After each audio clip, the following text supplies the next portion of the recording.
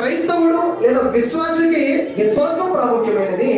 ఈ విశ్వాసము సజీవమైనదై ఉండాలి. మన విశ్వాసము జీవం కలిగిన విశ్వాసమై ఉండాలి. మన విశ్వాసం జీవము కలిగి ఉండాలి, జీవించేదై ఉండాలి. మృతమైన విశ్వాసముగా ఉండకూడదు. మన విశ్వాసము జీవింప చేయాలి అంటే ఈ విశ్వాసానికి క్రియలను జోడించాలి. హల్లెలూయా. ఈ విశ్వాసానికి ఏం జోడించాలి? క్రియలను జోడించాలి.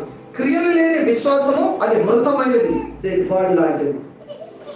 డెడ్ బాడీ శవాన్ని ఏమంటారు? Dead body. క్రియలు లేని విశ్వాసం ఎలాంటిదట? డెడ్ బాడీ లాంటిది. అందులో ప్రాణం లేదు, దానికి చలనం లేదు. దాన్ని అలాగే ఉంచితే ఆ డెడ్ బాడీ ఏమవుతుంది? కంపు కొడుతుంది. డెడ్ బాడీ ఏమవుతుంది? కంపు కొడుతుంది. ఒక్కరోజు కూడా ఉండలేదు.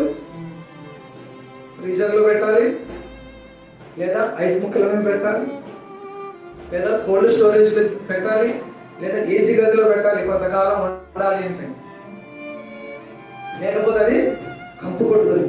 విశ్వాస జీవితంలో వారి విశ్వాసానికి క్రియలు జోడించకపోతే, క్రియలు లేకపోతే ఆ విశ్వాసము అది మృతమైన విశ్వాసం, అది కంపు కొడుతుందంట కొంతకాలానికి. క్రైస్తవుడు లేదా విశ్వాసికి విశ్వాసం ప్రాముఖ్యమైనది. ఈ విశ్వాసము సజీవమైనదై ఉండాలి. మన విశ్వాసం